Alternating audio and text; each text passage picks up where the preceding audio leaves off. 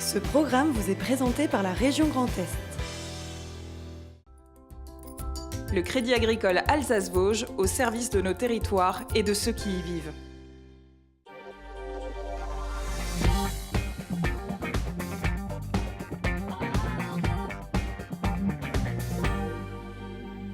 Bonsoir à tous, ravi de vous retrouver sur Alsace 20. Nous sommes le vendredi 8 février 2019 et c'est un joli programme qui nous attend pour cette heure d'actualité. Nous parlerons d'abord cinéma puisque d'ici quelques instants nous recevrons l'actrice Alexandra Lamy et le réalisateur Éric Lavenne. Ils viendront nous présenter leur nouveau film, il s'appelle Chamboule-tout et s'il sort sur les grands écrans d'ici le mois d'avril, vous pourrez peut-être encore arriver à temps pour l'avant-première à l'UGC Cinécité de Strasbourg dans une heure. Dans la suite de cette émission, c'est bientôt le week-end, alors on va vous parler d'évasion comme tous les vendredis. Emmanuelle Monod sera présente ce soir pour nous emmener à Venise. Elle nous racontera tous les secrets de cette ville italienne. Et puis avec Célia Mérimèche, avoir à faire ce week-end sur Alsace 20, elle nous parlera notamment de sport féminin. Ce sera à l'honneur pendant tout ce week-end sur notre chaîne. Mais avant cela, place à l'information, c'est avec Marine Zis.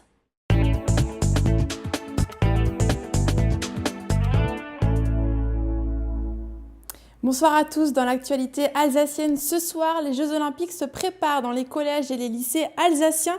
Un label spécifique est dédié aux établissements qui souhaitent accompagner les graines de champions.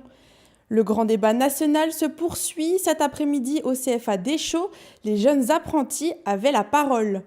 Et puis, des habitants de l'agglomération mulhousienne se lancent dans un défi, celui du zéro déchet. Depuis le lancement du grand débat national, les réunions, conférences et autres séances de discussion s'enchaînent dans les quartiers, les communes et les villes. En Alsace, une soixantaine de débats ont déjà eu lieu ou sont planifiés d'ici le 15 mars. Cet après-midi, la parole était donnée à 80 apprentis des jeunes apprentis du CFA Deschaux. Les jeunes se sont mis autour de la table pour échanger sur la citoyenneté, la démocratie ou encore sur leur vision de l'apprentissage. Fanny Kunz. Dans la famille Grand Débat, je demande les jeunes. 80 apprentis sont réunis cet après-midi pour débattre à leur tour des questions de société. Aucune question taboue face au président de la Chambre des métiers d'Alsace à l'origine du débat. Les jeunes, comme l'artisanat d'ailleurs, sont les éternels oubliés dans ce débat. Donc je prends le bâton de pèlerin pour faire le tour de France et pour mener des débats avec tous mes collègues présidents de Chambre des métiers pour être à l'écoute des artisans et que dans ce grand débat et que dans les réflexions soient pris en compte les jeunes et les entreprises artisanales. Pendant 2 heures, les questions fusent. À quand la TVA à 0% sur les produits de première nécessité pour améliorer le pouvoir d'achat des Français? Pourquoi n'y a-t-il pas plus d'aide de l'État pour le transport pour se rendre au CFA? Pourquoi ne pas créer un statut apprenti similaire aux étudiants pour bénéficier des mêmes avantages? Autant de questions que les jeunes se posent aujourd'hui. Pour Amélie et Louis-Vincent, participer à ce débat était nécessaire. En fait, je trouve que c'est l'occasion de pouvoir un peu donner aussi notre avis en tant qu'apprenti, que jeune, les soucis qu'on peut rencontrer dans nos études, les aides qu'on peut aussi proposer par la suite et des solutions qu'on pourrait peut-être trouver ou du moins au moins les proposer et en parler, quoi.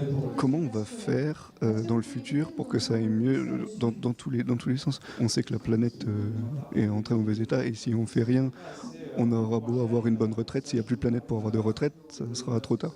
Et il n'y a rien qui est, je trouve, réellement mis en place pour nous aider à traiter nos déchets et avoir une activité saine pour la planète. À l'issue du débat, les élus de la Chambre des métiers d'Alsace s'engagent à questionner l'État sur les propositions des jeunes. Et si les lycéens d'aujourd'hui étaient les champions olympiques de demain? Le ministère de l'Éducation nationale et le ministère des Sports lancent le label Génération 2024. Objectif, permettre aux jeunes athlètes de haut niveau de se préparer dans les meilleures conditions aux JO de Paris. Camille Roland est allée assister aux entraînements des élèves du lycée Louis Pasteur de Strasbourg concernés par le dispositif.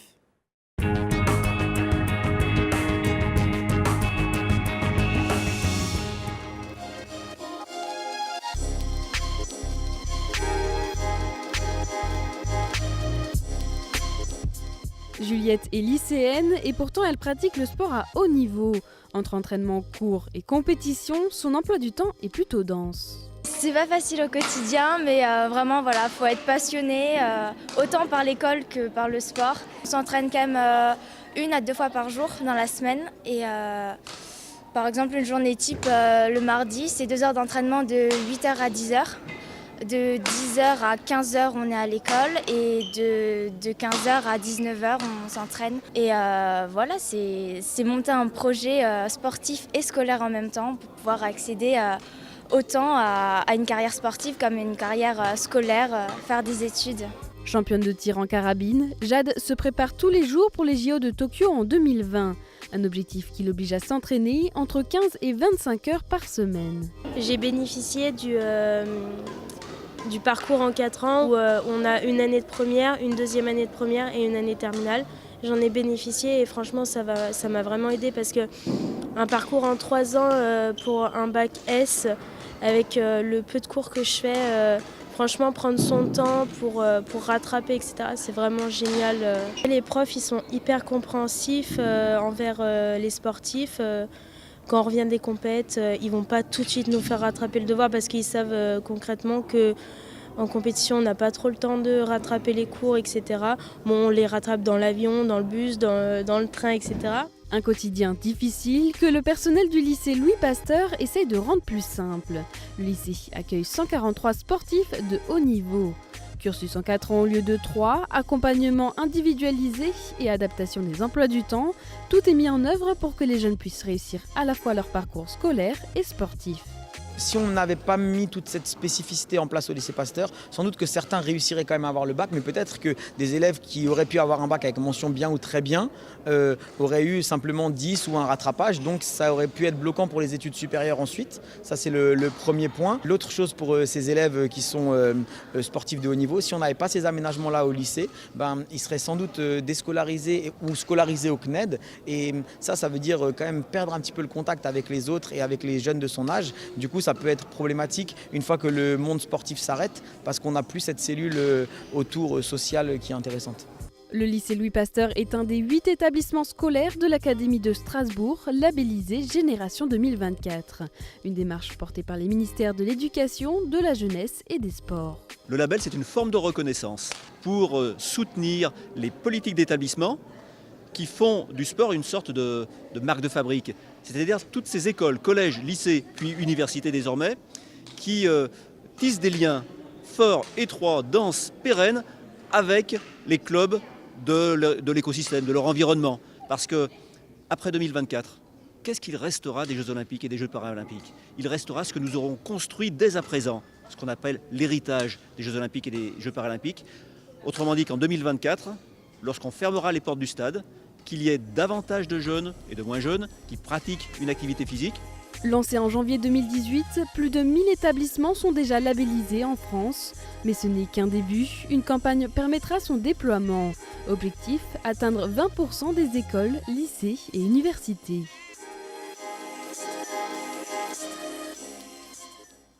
La ville de Schiltigheim veut associer ses habitants à l'élaboration de son budget. Les Chilicois ont une enveloppe de 30 000 € pour réaliser un projet qui leur tient à cœur dans leur commune. Un forum des idées est prévu demain à 14h avec notamment des élus et des techniciens. À la veille de cette rencontre, Camille Roland est allée recueillir les propositions des habitants.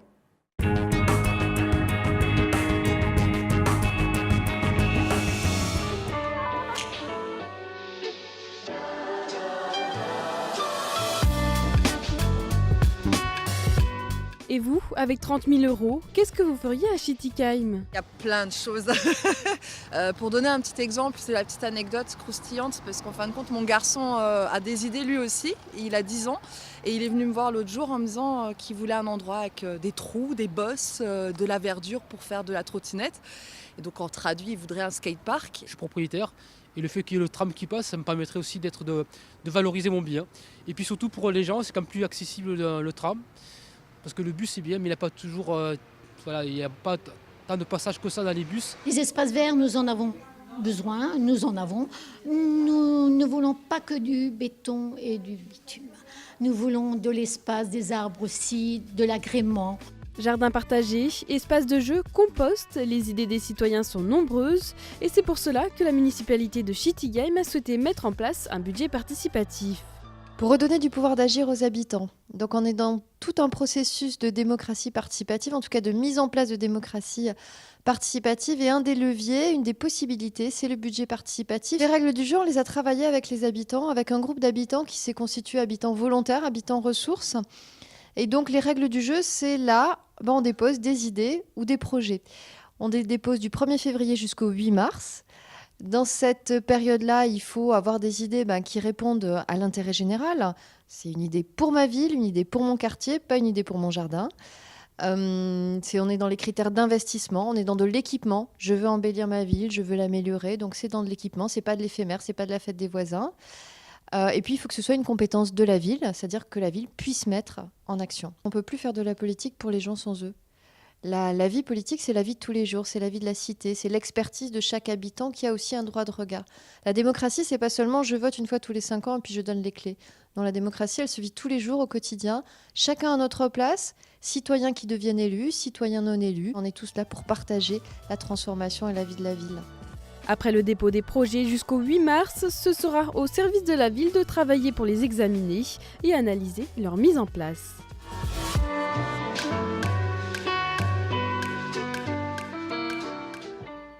Vous êtes-vous demandé combien de déchets vous avez jetés à la poubelle aujourd'hui ? En moyenne, un Français produit 360 kg de déchets par an, soit près d'1 kg par jour. Pour faire baisser ce chiffre, Mulhouse Alsace Agglomération a lancé un défi zéro déchet aux habitants du territoire. De quoi ravir ceux qui en ont marre de sortir régulièrement les poubelles. Adeline Piron. N'y a-t-il plus que pour réduire nos déchets ? Il faut le croire, hier soir, les super-héros de Mulhouse Alsace Agglomération ont débarqué pour la 2e édition du défi zéro déchet. Ils ont été rejoints par des habitants des 39 communes participantes au programme. On y réfléchissait avec mon mari déjà depuis quelques mois. On a 2 enfants qui sont petits, puis on pense à eux pour plus tard. Et donc on a eu envie de changer les choses à la maison. Ça me fait pas peur, j'ai déjà un peu pris conscience, j'ai déjà regardé pour faire des changements chez moi, etc. Si chacun fait un petit truc chez lui, réduit un petit peu, au final on fera un gros geste, quoi. Les ateliers sur la fabrication de produits ménagers ou cosmétiques soi-même, c'est quelque chose que je connais pas encore du tout. J'y aurais simplement pas encore pensé. Et ça a l'air d'être une très bonne idée, donc voilà. Je pense qu'en plus de réduire les déchets, on fait des économies, donc c'est toujours bon à prendre. Pour aider les citoyens dans ce défi zéro déchet et adopter de bons gestes, M2A leur propose un programme d'accompagnement sur 6 mois avec des ateliers, des visites, des formations au tri et à l'éco-consommation et des moments de partage. Tout un programme. La première, nous avions 85 familles. Là, je pense qu'on en a plus de 100 de toute l'agglomération, c'est-à-dire des 39 communes. Et vraiment, les gens, je les sentais motivés parce que la première fois qu'ils viennent, ils ne savent pas exactement ce qui les attend. Nous espérons qu'ils réduisent au moins de 50% leurs déchets. Certains en font même plus. Une centaine de familles devraient donc voir ses factures et ses poubelles s'alléger. Dans le reste de l'actualité, en bref, demain samedi, un hommage aux victimes de l'attentat de Strasbourg est organisé place Saint-Thomas. L'attaque avait fait 5 morts et une dizaine de blessés le 11 décembre dernier. Pour ne pas les oublier, une vingtaine d'associations organisent des lectures, débats, spectacles ou encore concerts. Et on termine ce JT avec l'image du jour. Elle est signée Olivier Anne. C'est l'Alsace que l'enseigne Lidl a choisi pour lancer son nouveau concept de magasin. Et plus précisément Pfaffenhofen, où le Lidl du Val-de-Moder proposera dès le 13 février prochain un magasin plus éco-responsable et des emballages recyclables. Cerise sur le gâteau pour les sportifs locaux, l'enseigne partenaire du handball français s'engage à aider le club local. Pour chaque tranche de 15 € d'achat durant les premiers jours de réouverture, 50 centimes seront reversés au HBC Val-de-Moder. Merci Marine, et on accueille tout de suite l'équipe d'Alsace 20 et nos invités, Emmanuel Monod, Célia, et puis Alexandra Lamy et Eric Lavenne. Bienvenue chez nous, merci d'être avec nous. On vous retrouve dans quelques instants, le temps de faire un tour sur la météo de ce week-end, c'est avec Sada. Des châteaux de la Loire au delta du Mékong, idées week-end ou voyage au long cours, vos vacances au fil de l'eau partout dans le monde avec Croisière Europe.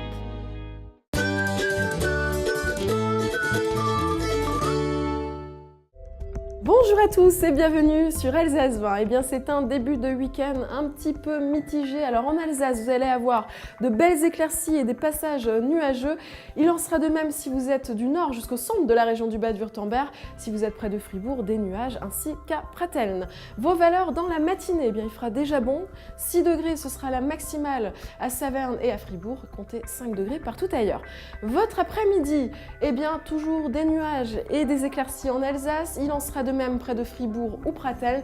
Si vous êtes du nord jusqu'au centre de la région du Bade-Wurtemberg, eh bien le ciel sera recouvert de nuages. Les valeurs dans l'après-midi, la maximale sera de 12 degrés du côté de Brumath ou encore Colmar, 11 degrés à Saverne ou à Mulhouse, 10 degrés si vous êtes à Wissembourg, si vous passez les frontières allemandes ou suisses, 10 à 11 degrés.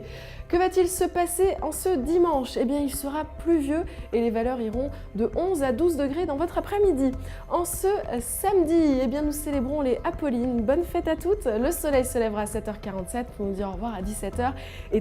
Il ne me reste plus qu'à vous souhaiter un excellent moment sur Alsace 20 et à la semaine prochaine.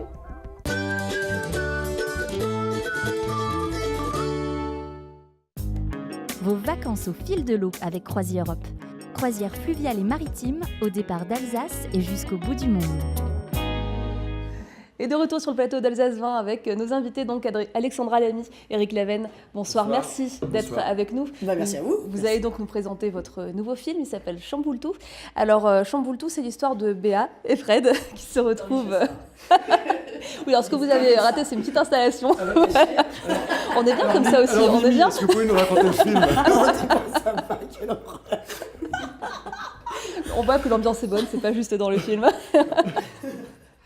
Donc, nous disions, Chamboultou, c'est l'histoire de Béa et Fred qui se retrouvent bousculés, chamboulés par un accident. Mais ce film, c'est pas une histoire sur un accident, c'est pas un drame, c'est plus une histoire d'amour, une histoire d'amitié. En tout cas, c'est comme ça que j'ai perçu, c'est comme ça que vous l'avez conçu aussi. Oui, complètement. Tu veux... Voilà, c'est l'histoire. En fait, ça s'appelle Chamboultou parce que c'est un chamboulement de la vie de Béatrice, Alexandra, dans le film, qui, une première fois, a dû subir l'accident de son mari, qui est tombé dans le coma, qui s'est réveillé aveugle, avec on va dire un déficit cognitif. Et le deuxième chamboulement important, c'est vraiment le sujet du film, c'est Béatrice qui écrit un livre et qui raconte sa vie.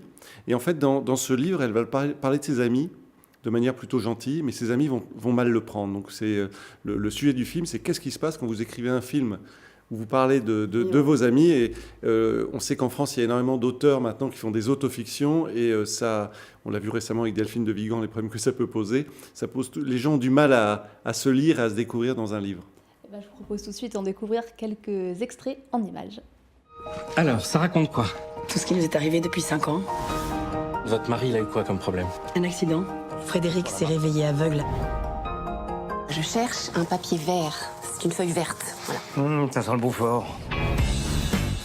Ah non, c'est la dame qui sent la bouche. Non, mais qu'est-ce qu'il raconte? Ah bah si, ça sent pas la poire, ça sent le fromage. En tout cas, il a pas perdu l'appétit. Il est devenu obsédé par la bouffe.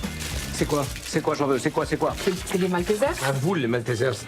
C'est quoi? J'en veux, c'est quoi? C'est mon grazia, papa. Ça se mange pas. Ah, c'est nul. Vous parlez de vos amis dans le livre. Vous leur avez fait dire avant? Pas encore, mais ça va leur plaire. Enfin, s'ils se reconnaissent. Oh, je me souvenais pas de ça. Mais c'est vrai, quoi, on est avec elle. C'est un livre, oui. Je rêve. Lisa, vas-y, tu vas voir. Je suis étouffante. J'en sais rien. T'en sais rien? Fabrice, ça fait 20 ans qu'on vit ensemble. T'as bien une petite idée, non? Si mon livre vous a fait de la peine, je suis désolée. Ce que je voulais écrire, c'est que sans vous, sans les enfants, j'aurais jamais tenu. Mais regarde-moi ça, il nage! Bah, il est pas manchot, il est aveugle. Hey, c'est moi qui le fais, hein, c'est moi qui le fais. Hein. Oui, je te dirai.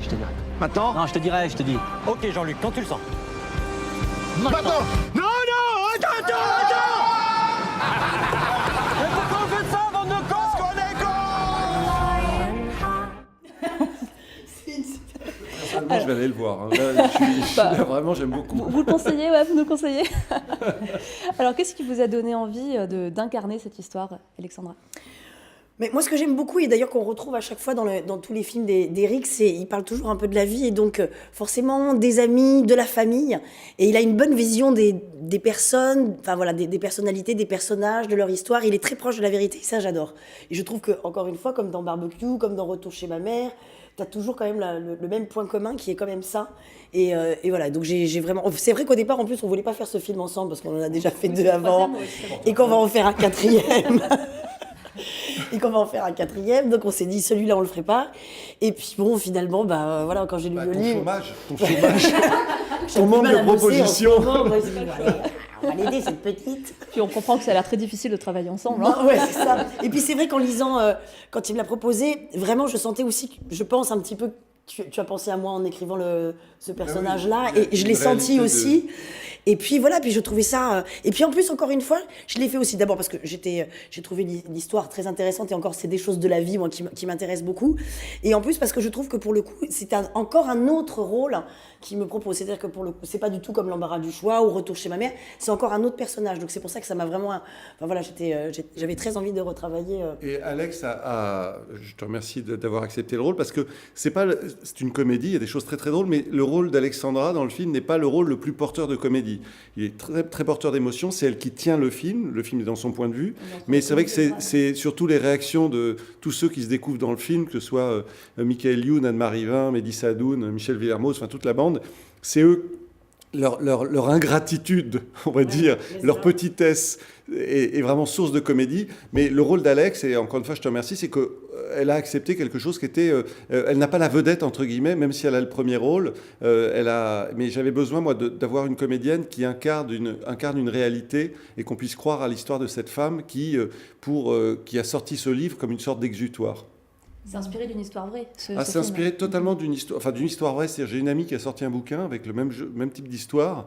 Et en fait, son livre, au début, elle voulait que j'adapte au cinéma. Ça ne m'intéressait pas particulièrement. Mais par contre, quand j'ai vu les réactions qu'il y avait auprès de on a des amis en commun et qui ont démonté le livre sans aucune raison, je me suis dit, il peut y avoir un sujet de film. Non, mais ce qui est intéressant surtout, c'est que tous ces amis, finalement, d'abord ne se reconnaissaient pas eux-mêmes. D'ailleurs, dans le film, on se rend compte, donc on a une très mauvaise image de soi-même, parce qu'il y en a quand même qui se reconnaissent pas.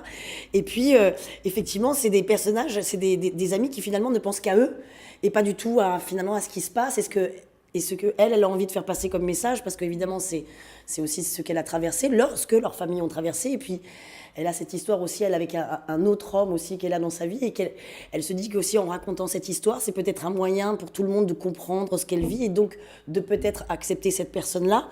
Et finalement, tout le monde ne regarde que son petit soi-même, ses petites histoires, et s'arrête à des détails, alors que on se dit mais non, c'est quand même elle, il y a moins de soutien de ce côté-là, et il y a un côté amitié, famille, que je trouve très intéressant. Et justement, dans cette famille, dans ses amis, on retrouve des comédiens avec qui je crois que vous avez aussi déjà collaboré, Aude-Marie Vin, Anne-Marie Vin. Déjà qu'elle est parano parce qu'elle considère qu'elle n'est pas assez connue.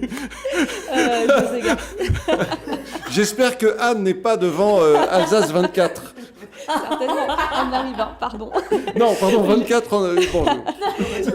José Garcia, Michael Youn, voilà, donc il y a ce côté aussi très, très bande dans tous ces acteurs. C'était important de vous retrouver aussi tous. Oui, puis il y en avait quelques-uns que je connaissais pas, comme Ludivine de Chastenay, Olivia Cotte que je connaissais un petit peu, mais en fait, à part Anne-Marie Vin, en vrai, on se connaissait moins les autres. Mais c'est vrai que le fait qu'on soit du côté du Pays Basque, à Biarritz, etc., on a réussi à créer une bande, une amitié. Les filles, on s'est vraiment créé une amitié, les garçons aussi. Et du coup, ça nous a aidés aussi, même pour le film, de retrouver cette amitié. Et en même temps, on se disait, ce qu'on joue, c'est un peu ce qu'on connaît vraiment. C'était intéressant aussi d'être tous ensemble. C'est vrai qu'on s'est pas mal amusé, mais en dehors du tournage, parce que tout le monde pense que quand on tourne, on s'amuse beaucoup, mais on a quand même un film. Il y a des gens qui viennent payer pour nous voir. Donc on va quand même travailler un petit peu. Alors, vous l'avez dit, c'est votre 3e collaboration. On peut déjà dire quelques mots sur la suite, du coup, puisqu'on a une 4e qui est en préparation. Alors, la suite... Ouais. Quelque chose. En fait, la suite, c'est la suite de Retour chez ma mère. Donc, ça s'appelle Un tour chez ma fille, où Josiane Balasco fait des travaux chez elle et va s'installer chez ses enfants. Et elle va notamment venir squatter chez sa chouchoute, à savoir Alexandra, parce qu'elle passe un peu de temps chez Mathilde Seigné, mais ça lui plaît pas trop. Et donc elle arrive, voilà, elle termine chez Alex. C'est un tournage à la rentrée prochaine, voilà. Et ce sera notre 4e et dernier film avec Alexandra Lamy. Je suis un peu s'amuse, hein, oui. Il y a Romy Schneider avec Claude Sauté, il y a Alexandra Lamy avec Eric Lavergne, qu'est-ce que tu dis ? Et ça, l'histoire du cinéma s'en rappellera. Et ça change quoi justement quand on a l'habitude de tourner ensemble C'est un gain de temps. Ah ouais, ça c'est énorme. C'est un gain de temps et en fait c'est extrêmement constructif surtout. Parce mais même parfois d'ailleurs, je sais même pas comment, ça va très très vite, c'est-à-dire que même en un regard parfois, mais on se comprend tellement vite, on sait qu'il y a tout de suite un truc qui va pas. Je pense que tous les deux on est... Je sais toujours ce qu'elle veut boire. Ça va plus vite. En fonction de l'heure de la journée. Non mais je pense qu'on est quand même aussi assez, enfin, pas pro, ça fait très prétentieux de dire ça, mais quand même, on est bosseur, donc on fait attention à raconter un film, on se connaît travaille, très parce bien. que là, ça semble très gai, mais on travaille. Et on travaille ensemble. Puis avec Eric, moi, il y a quelque chose que j'aime beaucoup. Bon, le fait qu'il soit vieux, ça n'a rien à voir. Mais, je retrouve. Mais c'est drôle que tu me dises ça, parce que moi, je retrouve ma mère à travers Alex. Non, ce que j'adore avec Eric, et ça, c'est très agréable, c'est qu'on peut travailler ensemble, on peut lui parler. C'est quelqu'un qui écoute, qui a son point de vue, mais je veux dire, si quelqu'un a une bonne idée sur quelque chose, il le prend, et ça, il n'a pas du tout d'ego, de sur-ego, etc. Le spectateur, il s'en fout de savoir qui a fait quoi, qui a trouvé. Donc, c'est vrai que moi, j'ai tendance, avec toutes mes équipes, à leur prendre beaucoup. C'est-à-dire vraiment, je leur pique des choses, et du coup, les gens sont contents, parce que ça veut dire qu'ils se sentent utiles, et puis le spectateur, le film est meilleur. Moi, j'ai aucun problème quand les gens viennent me faire des critiques. Là, vous voyez, là, ce soir, ça va être à Strasbourg, la première fois qu'on le montre en public. Le film qu'ils vont voir, ils vont être les premiers à le voir, parce que les versions précédentes où j'ai montré à des professionnels, j'ai encore rechangé des choses parce que je suis sensible au retour. J'ai mon avis sur les choses, mais et avec Alex, pareil, quand elle a du mal sur une séquence, généralement, quand un comédien a un peu de mal sur une séquence, c'est qu'il y a un problème. Dans la situation ou dans les dialogues. Et donc, moi, je ne me vexe pas quand on me dit il y a un souci. Donc, on essaye de trouver la solution. Donc, c'est vrai que Alex a raison, c'est un énorme gain de temps et on n'a pas besoin de faire semblant. C'est-à-dire que ça, c'est... Parce que quand vous avez des nouveaux comédiens ou des nouvelles équipes, il y a toujours un moment où on se sent un peu. Et voilà, là, il n'y a pas d'ego. On sait qu'on travaille vraiment, encore une fois, le seul truc qui m'intéresse, c'est la qualité du film et se dire que des personnes en dehors des 10 euros ou 15 euros qu'ils peuvent mettre sur une place, c'est quand même un budget, ils vont nous consacrer 1h30 de leur temps. Et ça, c'est important. Donc c'est pour ça qu'on veut faire le meilleur film possible. Il se trouve que ça se passe bien quand on tourne, mais si ça devait mal se passer, que le film soit meilleur, je n'hésiterai pas à prendre cette option.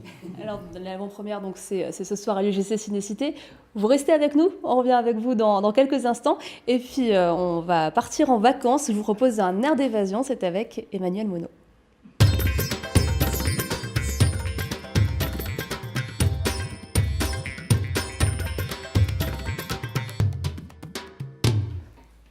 Alors Emmanuel, vous nous emmenez en week-end cette semaine. Oui, bonsoir à tous. Effectivement, ce soir on part en week-end parce qu'au départ d'Alsace, on a de belles possibilités pour partir en week-end, pas seulement en grand voyage, mais également besoin de s'évader 3-4 jours. Alors regardez, on part à Venise, on l'appelle la Sérénissime. Alors elle mérite une belle escapade à chaque saison de l'année. Bien sûr, le merveilleux carnaval de Venise, vous le reconnaîtrez facilement sur ces images. Bien que cette ville italienne, effectivement, soit très touristique, est très populaire, elle vous séduira par ses différents attraits, notamment ses ruelles étroites, son architecture remarquable. On commence par un incontournable, alors traverser le Grand Canal, gondoliers, vaporetti, bateaux privés qui naviguent dans tous les sens, tandis qu'une petite place, une ruelle ou un jardinet laissent entrevoir le quotidien de cette ville. Vous allez vraiment embarquer pour une promenade magnifique. Et on part à Venise également pour un côté culturel. Oui, tout à fait. Alors, bien sûr, c'est l'évasion. Venise, c'est à la porte de l'Alsace, mais c'est effectivement une belle coupure qui mérite... Allez, on y va. On y est dans une heure. Non, pas du tout, mais quelle erreur. On passe la suite. C'est dans la Schwarz, c'est en pleine forêt noire. C'est ça. Non, je vous promets, je vous raconte pas des histoires.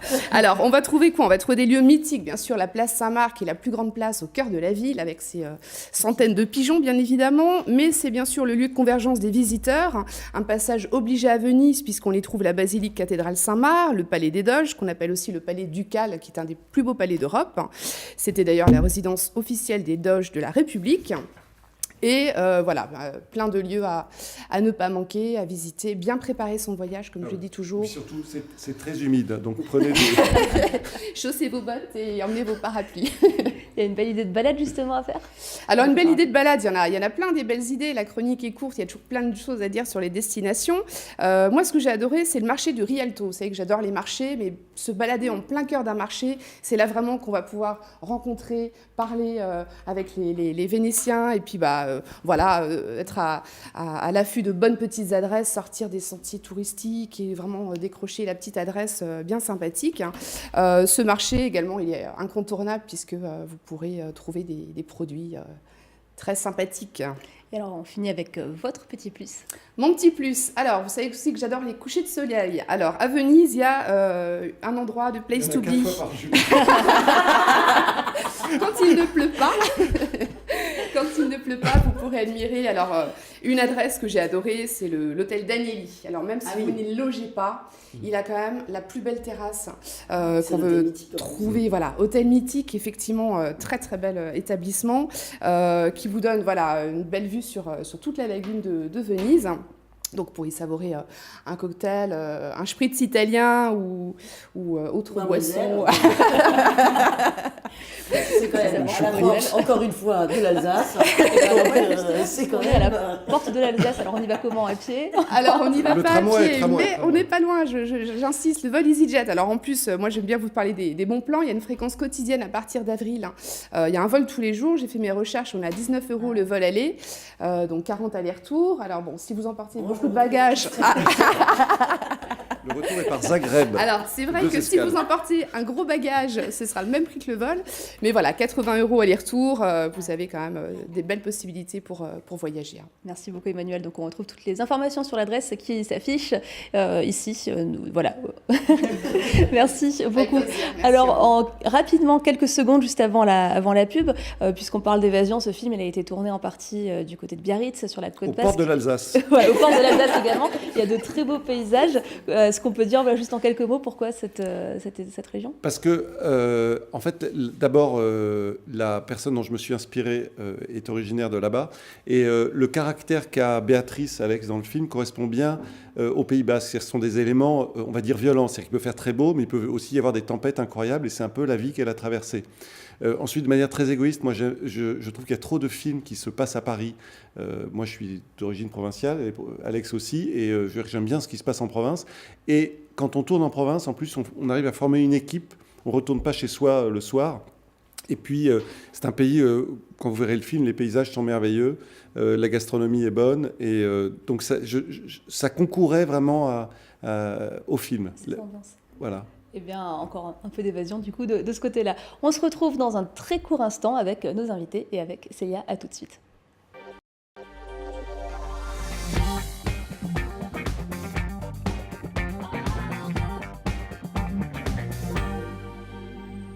De retour sur le plateau d'Alsace 20. Alors, qu'est-ce qu'on regarde, qu'est-ce qu'on fait ce week-end? C'est tout de suite avec Célia.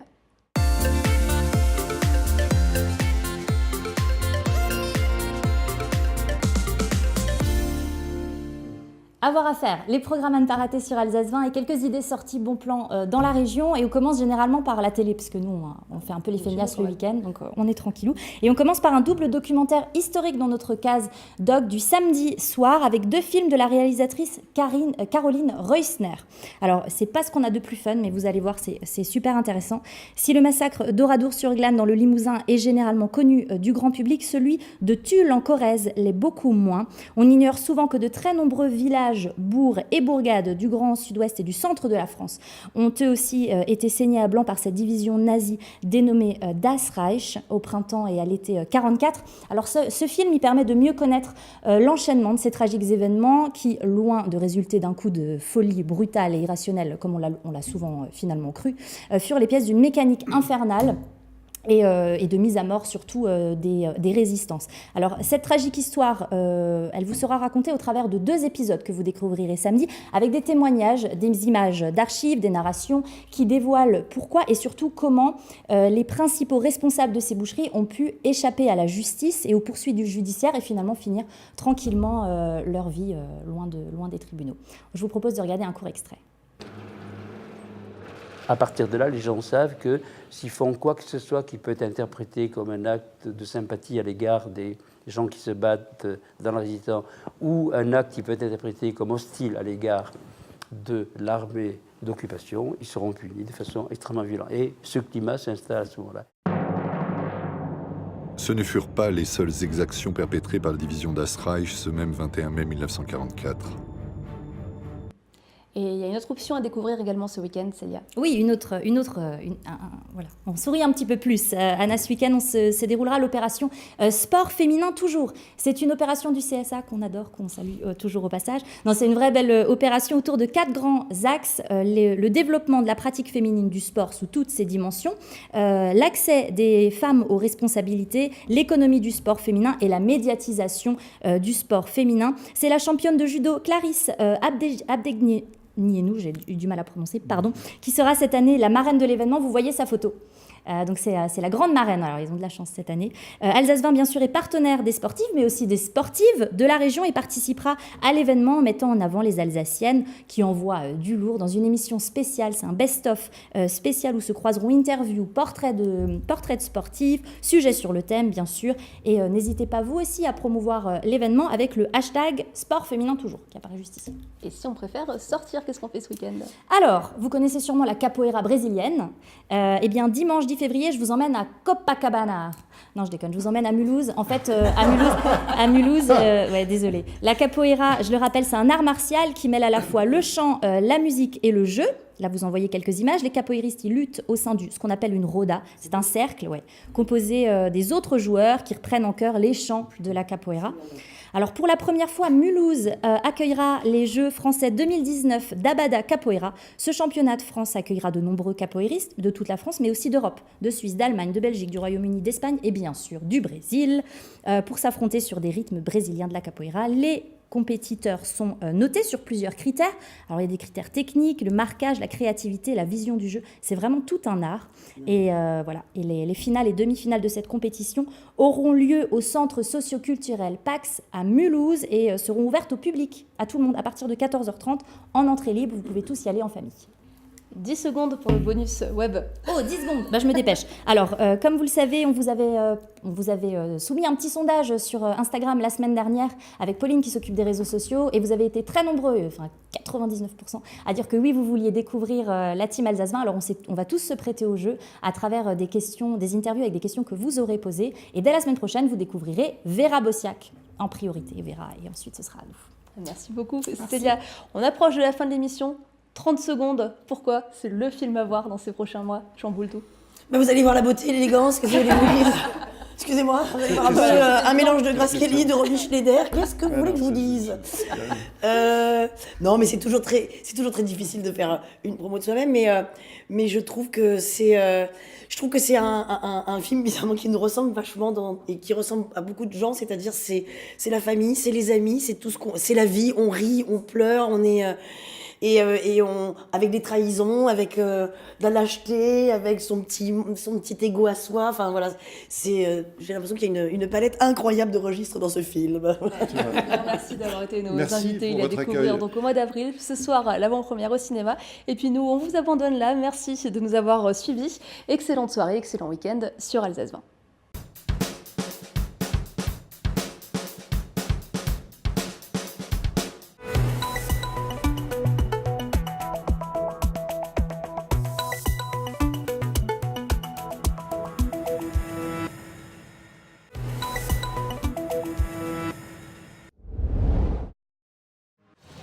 Sans doute autour de 15 000 skieurs sur les 2 jours, week-end de très forte affluence sur le domaine de la station de la Bressonnec. Une semaine avant le début des vacances scolaires, les skieurs de la région ont convergé massivement vers les pistes du massif vosgien. Les Belges n'ont pas non plus donné leur part aux chiens. Sur des pistes avec un fort enneigement naturel, avec en sous-couche de la neige de culture, les canons ne crachaient certes plus d'or blanc ce dimanche, mais l'avaient fait massivement les jours précédents. Des enneigeurs et plus globalement tout un dispositif de production nouvelle génération installé il y a 18 mois et inauguré hier. 1 700 000 € investis, indispensable selon le patron du groupe Label Montagne pour tenter de faire face à l'indéniable changement climatique. Sur le périmètre qu'elle note, c'est-à-dire 20 ans, c'est une génération, c'est des familles qui s'installent ici sur le territoire. on a tout à fait confiance. On a une vraie capacité de nous adapter. On l'a vu à Noël, on n'avait malheureusement pas de neige naturelle. On a maintenu une activité, on a équipé, on a enneigé un tiers du domaine skiable et nous avons fait skier nos touristes. Les représentants des collectivités cofinanceuses étaient également présents ce dimanche. La région a mis sur la table 300 000 € pour moderniser la neige de culture Bressaude, le département 100 000 €. Là encore, on ne veut pas croire à la mort à court terme des stations de ski de moyenne montagne. Bien sûr, on parle de réchauffement climatique et de doute par rapport aux stations vosgiennes. Mais je crois que si nous sommes là et si nous investissons aujourd'hui 300 000 € pour fabriquer de la neige de culture, c'est important. C'est parce qu'il faut, à l'échelle de toutes les stations vosgiennes, être en capacité d'avoir un taux de couverture par station de 50% de neige artificielle. Ça permet bien de consolider un chiffre d'affaires. Ça permet paradoxalement, en assurant une bonne saison en hiver, d'assurer de bonnes saisons en été. Nous devons considérer que le développement du tourisme dans les Vosges doit être un développement 4 saisons, avec un tourisme hivernal qui a naturellement toute sa place. Et il suffit de regarder la fréquentation de nos stations lorsque la neige est au rendez-vous pour bien se rendre compte que la neige a toujours une très grande attractivité. Région et département qui rappellent qu'en moyenne 1 € dépensé dans une station, c'est 6 € qui profitent au territoire en termes de logement, de restauration et autres achats. Le contrat de délégation de service public du groupe Label Montagne à la Bresse prend fin en 2021. S'il est renouvelé, les nouveaux investissements devraient porter sur le remplacement du télésiège de Lalande, sur l'aménagement des parkings qui est un gros point noir de la station et la poursuite de la modernisation de l'usine à neige avec des canons toujours plus performants en termes de rendement énergétique.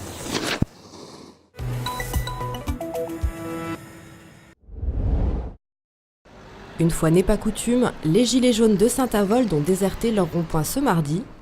Fortement mobilisés depuis le 17 novembre, ils sont des centaines à avoir suivi la grève générale lancée par la CGT pour dénoncer l'urgence sociale. Ils sont à la même enseigne que nous, ils défendent aussi le pouvoir d'achat. On leur montre qu'on est là aussi. Il n'y a pas que les samedis, c'est les jours de semaine. Et forcément, la phrase qui ressort souvent, c'est on ne lâchera pas. Et faut vraiment faire comprendre à notre gouvernement que les gens en ont marre. Surfant sur la vague de mécontentement des Gilets jaunes, le syndicat a organisé sa première manifestation de l'année pour obtenir une hausse des salaires et plus de justice fiscale. Une meilleure répartition des richesses au cœur des revendications des Gilets jaunes. Aujourd'hui, c'est le peuple qui pleure et qui crie dans les rues tous les week-ends et que le gouvernement ne nous écoute pas. Aujourd'hui, effectivement, on est fort de constater qu'il y a un malaise dans la nation. Il faut vraiment comprendre à un moment donné qu'il y a vraiment quelque chose qui se passe. Rendez-vous compte, ça fait maintenant, je ne sais plus, 12 semaines que ça dure. Mais que fait le gouvernement? Il ne se réveille pas. Donc à un moment donné, effectivement, on s'allie. Une alliance de circonstances, symbolisée par le mélange des chasubles rouges et des gilets jaunes. Présents sur les ronds-points chaque samedi, les salariés de Neuhauser, sous le coup d'un plan social, rêvent eux aussi d'une mobilisation générale. Nous aussi, on veut du pouvoir d'achat, nous aussi, on veut des augmentations de salaire. Ensuite, les Neuhauser, en plus, ça va encore plus loin, vu que nous, on subit un plan de licenciement. Donc il y a 185 licenciements chez nous, donc on est directement touché par la désindustrialisation de la Moselle-Est. Elle est en train de mourir. On voit la centrale, on voit Neuhauser, c'est des emplois qui suppriment. Et c'est des familles qu'on envoie à la rue. Face à cette crise qui dure, une convergence des luttes semble se dessiner. La CGT a d'ailleurs appelé à une nouvelle journée de mobilisation nationale à la mi-mars, à laquelle sont conviés tous les Gilets jaunes.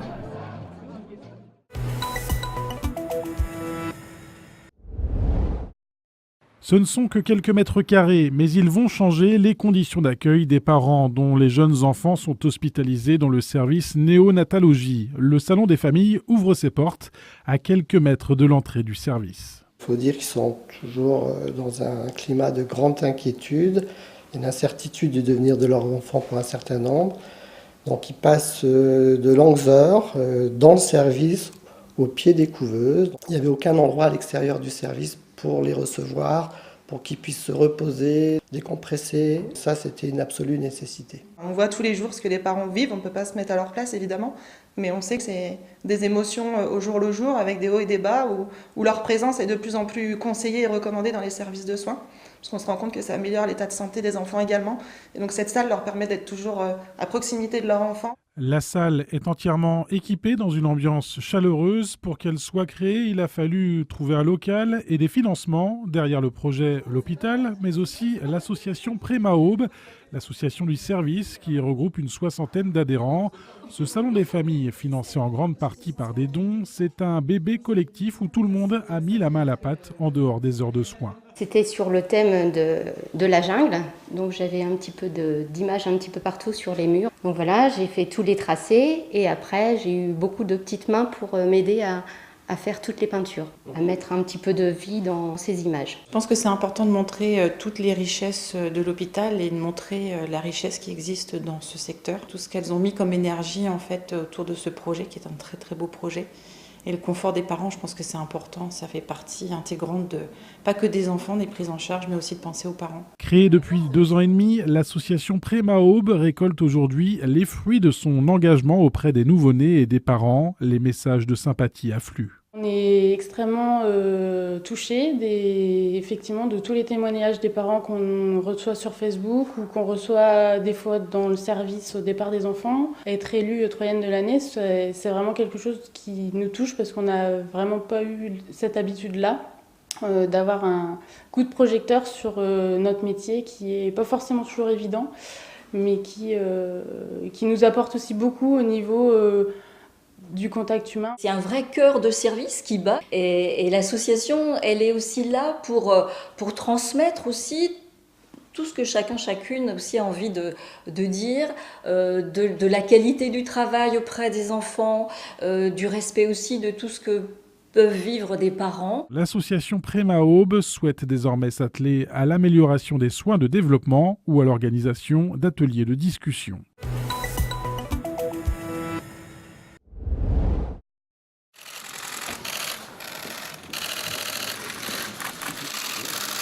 Ça y est, elle est accrochée pour 1 mois. Intacte. Enfin presque. La fameuse œuvre partiellement autodétruite de Banksy, Love is in the Bin, orne désormais les murs du musée Frida Burda de Baden-Baden. L'exposition de l'œuvre de Banksy a pour but de faire naître une réflexion critique autour du street art. Nous voulons réfléchir avec les visiteurs en nous questionnant sur la place du street art dans un musée. Quel sentiment et quel message peut-il nous transmettre ? Le tableau qui a failli passer à la déchiqueteuse lors de sa vente aux enchères le 5 octobre dernier a fait parler de lui dans le monde entier. C'est donc la première fois qu'il est visible par le grand public. La collectionneuse qui a fait son acquisition le prête aujourd'hui au musée allemand. Avec Banksy, nous allons faire venir un tout autre type de public, différent de celui qu'on a l'habitude de voir. Banksy a aussi une grande renommée auprès des jeunes. Nous attendons la venue de personnes qui n'ont peut-être jamais passé la porte d'un musée auparavant. En accord avec la philosophie de l'artiste, l'accès au tableau est gratuit. Pour éviter sa destruction totale, le mécanisme interne a été désactivé. Il ne reste plus qu'à passer le rein pour le découvrir.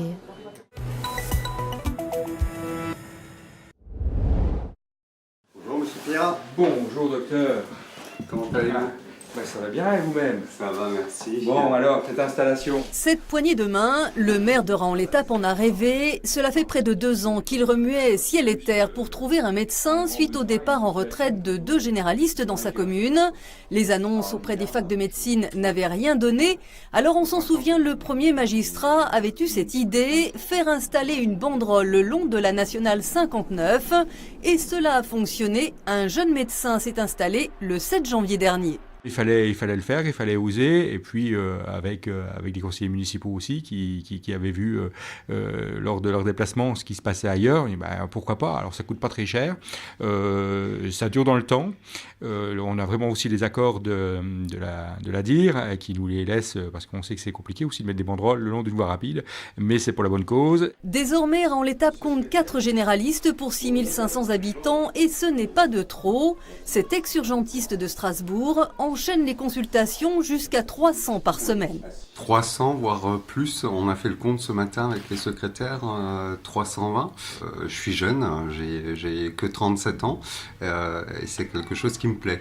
Là, les gens viennent justement parce que, souvent aussi parce qu'ils savent que je suis urgentiste. et donc ils viennent en consultation, en urgence parfois, et j'accepte les urgences. Une arrivée en tout cas très attendue par les habitants. Effectivement, il y avait des médecins, mais malheureusement ils ne peuvent pas être partout à la fois. Et cette arrivée est un peu salvatrice pour nous. Raon-l'Étape a su trouver la perle rare, mais la commune ne s'arrête pas là. La mairie a ajouté dans le package d'accueil cette future maison médicale, une ex-école en cours de transformation, les généralistes, mais aussi des infirmières, kinés avec un espace balnéo, un pédicure, un ostéopathe, une sophrologue et même un hypnothérapeute. En tout, une douzaine de professionnels vont bientôt exercer dans les meilleures conditions de confort et d'espace. C'est une volonté des médecins. Jusque maintenant, en particulier ici, mais pas qu'à Raon-l'Étape, les médecins étaient disséminés un peu dans les différents quartiers de la ville avec des cabinets qui leur appartiennent. On comprend bien maintenant que la jeune génération veut aussi, ils veulent travailler ensemble, se retrouver, partager, communiquer et quoi de mieux qu'une structure comme celle-ci avec des professionnels médicaux, paramédicaux qui se retrouvent, qui échangent. Un espace de 600 mètres carrés et 600 000 € investis avec des aides attendues. Les premiers cabinets devraient ouvrir début mars. C'est à ce prix que Raon-l'Étape repousse la désertification médicale. Mais la spirale ne s'arrête pas. Un des 4 médecins de la ville doit bientôt partir en retraite. Alors la banderole va rester en place.